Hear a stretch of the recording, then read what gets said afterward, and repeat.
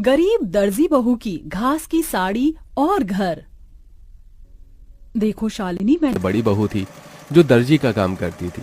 वहीं बाकी घर संभालने के साथ साथ शालिनी के दर्जी के में मदद भी किया करती थी। इन पांचों के पति सड़कों पर झाड़ू और मजदूरी करने का काम करते थे, जिससे यह मुश्किल घर के अंदर चली जाती है। अपने घर की इतनी न होती तो इतनी गर्मी में हमें ये ठंडा पानी पीना भी नसीब नहीं होता। जमीन ठंडी रहती है ना, इसलिए मैंने पानी के मटके रखना शुरू कर दिया था ताकि कड़ी से कड़ी गर्मी में भी हमें ठंडा पानी मिल सके। कल रात थोड़ी बहुत चैन की नींद नसीब हुई थी। वैसे ये कपड़ा गीला कर ओढ़ कर सोने का आइडिया सच में कमाल का निकला। अब तो मैं रोज ऐसे ही सोऊंगी।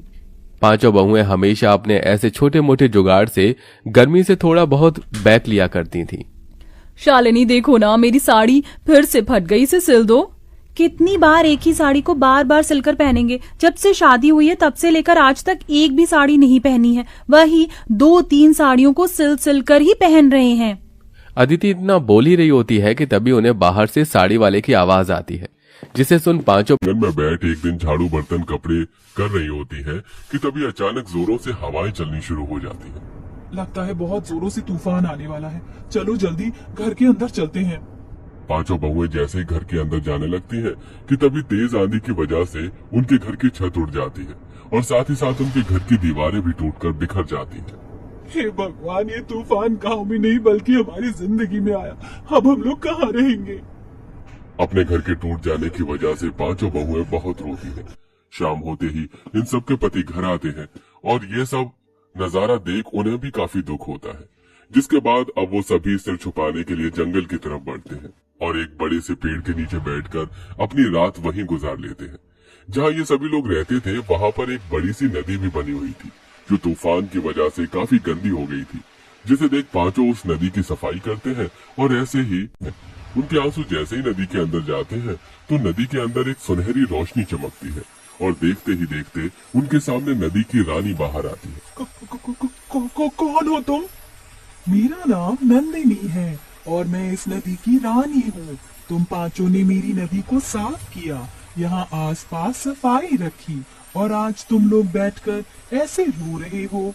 बताओ, तुम लोग क्यों रो रहे हो?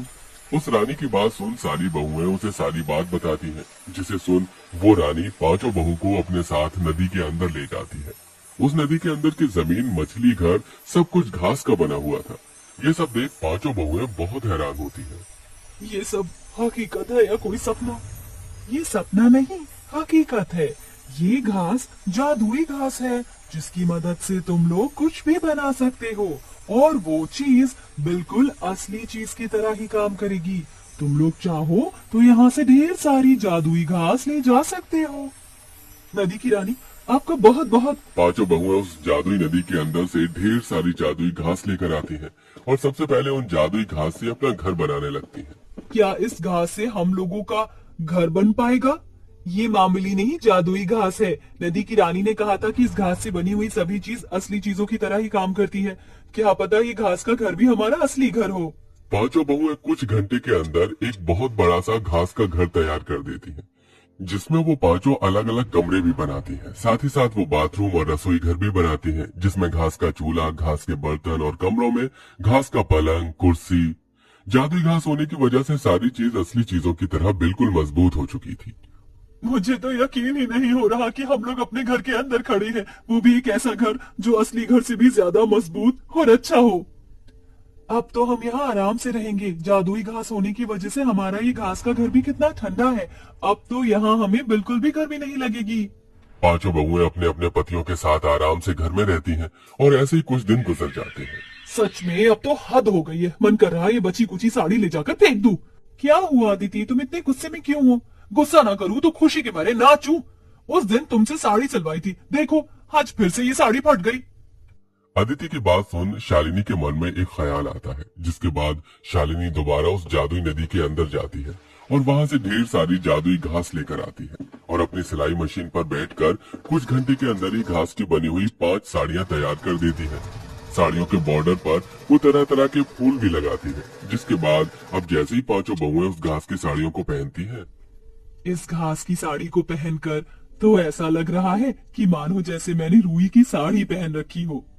अब इन घास की साड़ियों में हमें बिल्कुल भी गर्मी नहीं लगेगी और हम आराम से रहेंगे। पांचों बहुएं उस घास की साड़ियों को पहनकर काफी खुश होती हैं।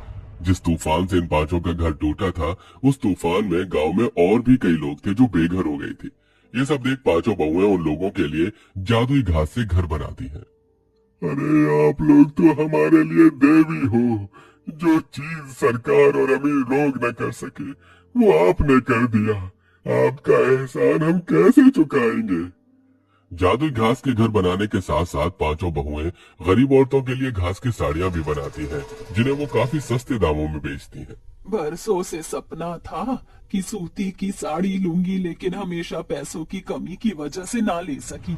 लेकिन आज आपकी वजह से मैं रुई जैसी मुलायम साड़ी पहन सकूंगी। आपका बहुत बहुत शुक्रिया। जरूरतमंदों की मदद कर पांचों बहू काफी खुश थी। वो घास की साड़ी बेचकर थोड़े बहुत पैसे भी कमा लिए थे, जिनको अब वो बुटीक में लगाती हैं और बुटीक खोलती हैं। घास की तरह तरह की ड्रेस बनाकर बेचती हैं और अब उन सब के पति अपना खुद का काम शुरू कर देते हैं, जिससे अब धीरे धीरे उनकी जिंदगी सही राह पर आने लगती है।